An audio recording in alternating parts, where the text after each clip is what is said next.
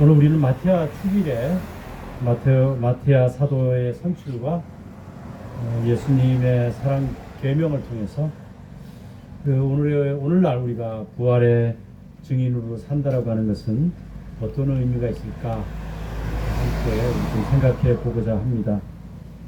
마태아 사도가 12사도의 빈자리를 채우는 과정은 결코 어떤 기쁨일까 또 흥분이나 영광 화려하지 않았습니다. 왜냐하면 이 가룟 유다의 배신과 그로 인해서 그 아픔이 남겨진 공동체에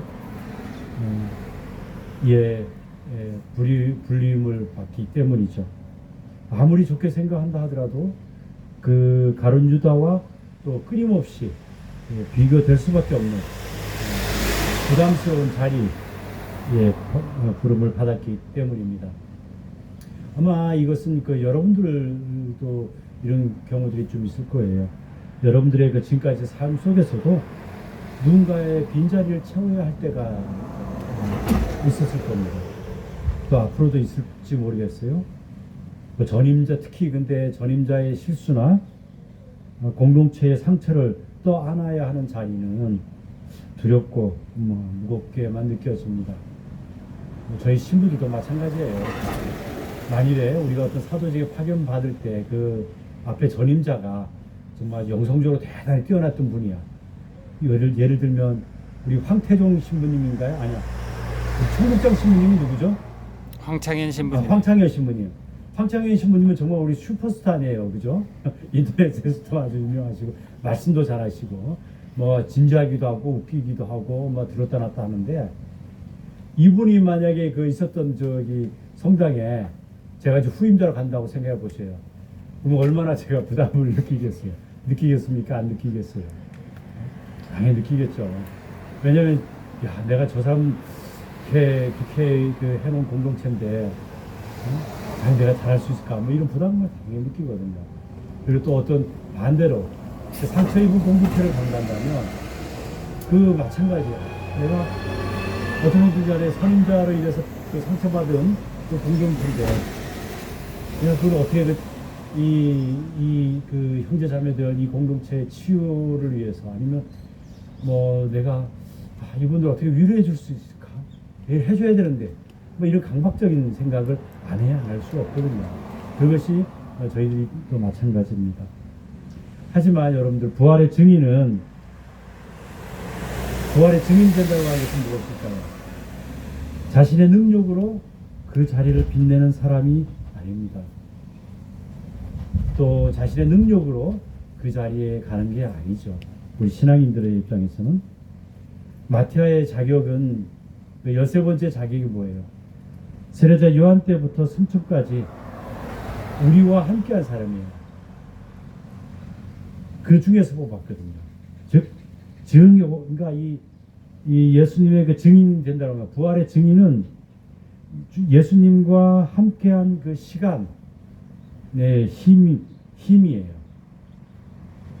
그러니까 내 역량에 대한 불안 내려놓고 내 개인의 어떤 힘으로 하려고 하는 그것을 내려놓고 포기하고 하나님의 은총이 그 자리나 자신을 통해서 일하시도록 나를 내어드리는 것이 이 부활의 증인의 첫걸음이고 그 마음이 아닐까 싶습니다.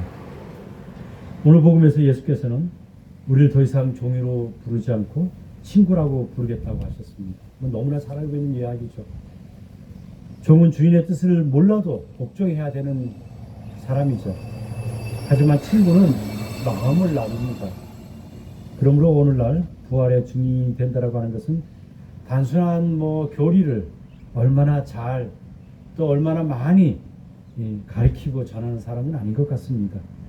무엇보다도 예수님의 가장 친밀한 친구, 예수님의 덫이 되어야 할 것 같습니다. 또 그런 사람이어야 되죠. 친구를 위해 목숨을 내놓는 가장 큰 사랑은 거창한 희생 이전에 내 곁에 있는 이웃을 위해 나의 시간과 마음을 내어주는 작은 죽음에서 부터 시작된다고 봅니다.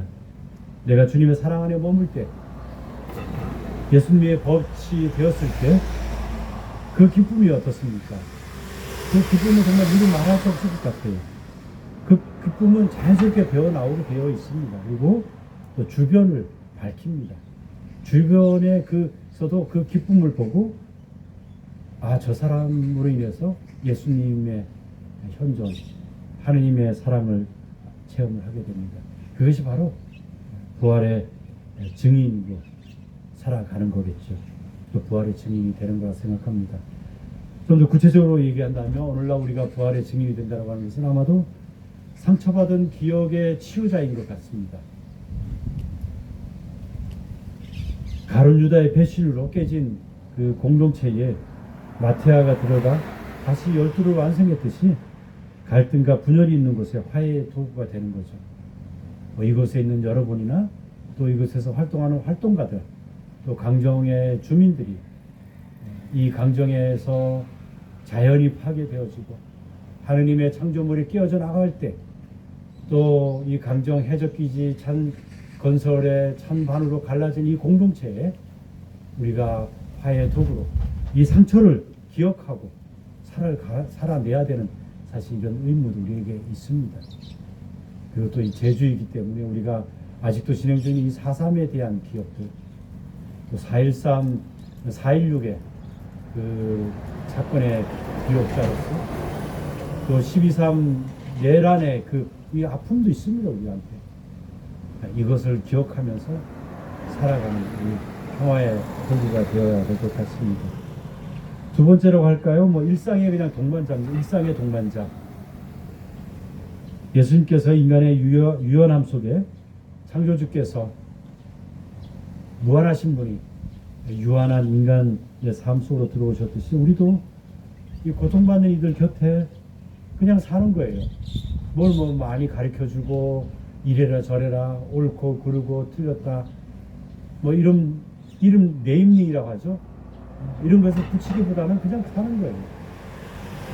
그 안에서 들으면서 하나님의 현존을 발견한 일상의 동반자가 되는 여러분 되시길 바랍니다. 이처럼 하나님께서 우리에게 어떤 완벽함을 요구하지 않습니다.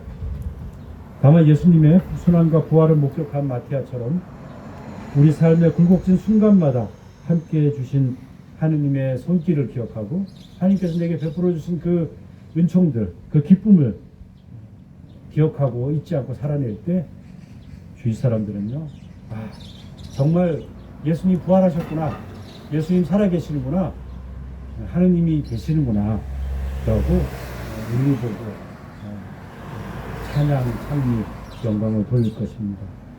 우리 그런 여러분들 되시길 바라고 또 이 강정 활동가와 강정 마을이 되길 바라면서 이 미사 계속 드리고 또 기도하겠습니다.